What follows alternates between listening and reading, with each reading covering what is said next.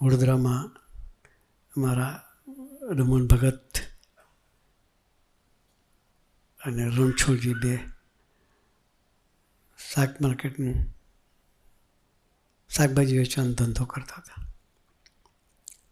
આત્મીયતાની વાત કરું, સમય કેવો સમાજ તૈયાર કરું છું. રમણ ભગત સત્સંગ માટે દોડે. જ્યારથી સ્વામીજીનો યોગ થયો, સ્વામીજીની નિષ્ઠા થઈ, સ્વામી સાથે પ્રીતિ થઈ, મને કોઈક વસ્તુનો અનુભવ થયો હોય એ વાત તો હું બધાને કરું જ ને. એટલે ભગતજી બધાને પોતાના દર્શનની વાત કરતા. એટલે બરોડામાં સત્સંગનો વિકાસ સતુભાઈ અને ભગતજીએ દાખલો કર્યો, વિકાસ થયો. એ ભગતજી સત્સંગ માટે ફરે, પણ ધંધો શાક માર્કેટનો તો જવું પડે. ધંધે જાય તો ઘર ચાલે.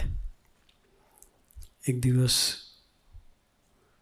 રણછોડજી જે એના બીજા કાછિયા પટેલ હતા, એણે જોયું કે ભગતને રોજ